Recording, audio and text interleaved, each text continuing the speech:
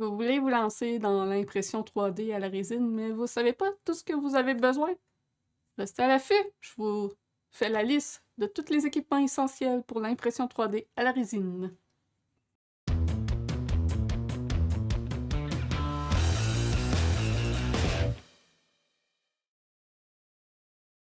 Donc tout d'abord, la première chose à acheter, évidemment, c'est l'imprimante.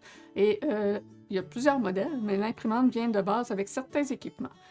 Donc, au départ, on a une spatule qui vient avec, une clé USB, il y a des masques, il va y avoir quelques paires de gants qui vont venir avec.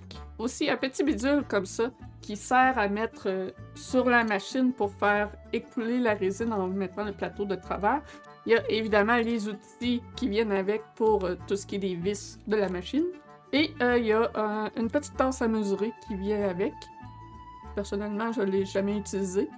Puis on a aussi des filtres, un peu comme ça ici, mais en papier. Donc des filtres jetables qui viennent avec la machine. Évidemment, après avoir acheté la machine, le plus important, c'est la résine. Avec la résine, dépendant la sorte qu'on utilise, si c'est une résine ABS, ça va prendre de l'alcool isopropyl. Donc il est important aussi d'avoir des contenants pour laver ces miniatures une fois qu'ils sont imprimés.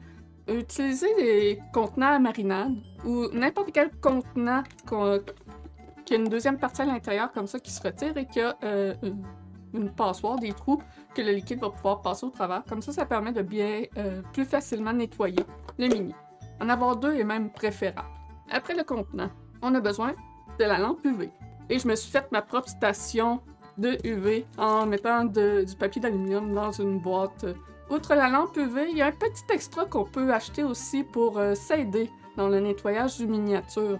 Il existe des petites machines de nettoyage à ultrasons, comme pour les bijoux. Ça me sauve beaucoup de temps de nettoyage à la brosse à dents. Parce que la brosse à dents aussi est un outil essentiel pour le nettoyage.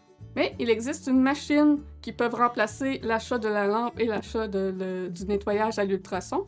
C'est la station de lavage déjà faite par les compagnies d'impression 3D.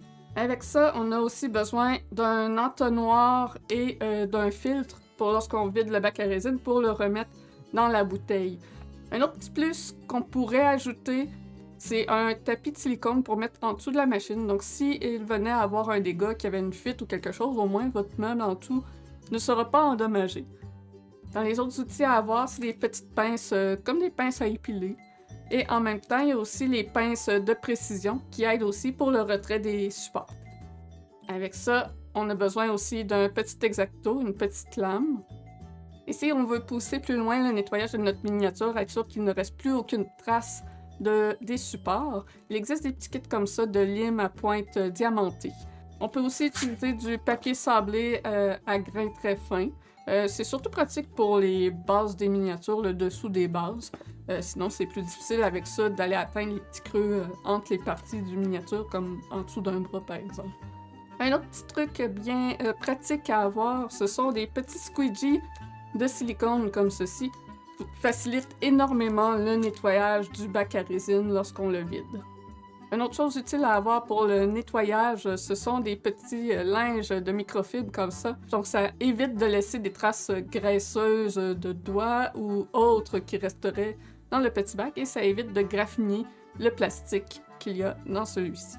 Des pièces de remplacement qui est bon d'avoir d'avance, c'est les films FEP. Donc c'est la petite pellicule de plastique qu'il y a à l'intérieur du bac de résine. Et d'avoir un écran de rechange est aussi une très bonne chose. Il faut porter un masque, il faut porter des lunettes aussi, et on porte des gants. Mais ce n'est pas n'importe quel gant. Ça prend des gants de nitrile absolument. Des gants de latex ne fera pas l'affaire parce que la résine va passer au travers. Et évidemment, ça prend des essuie-tout.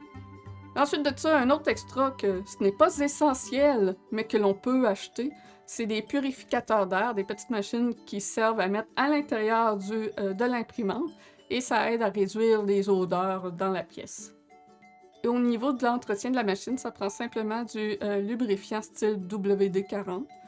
Donc en résumé, si on élimine tous les extras et qu'on garde juste vraiment les essentiels, je vous dirais que vous en avez pour 700$ de dépenses.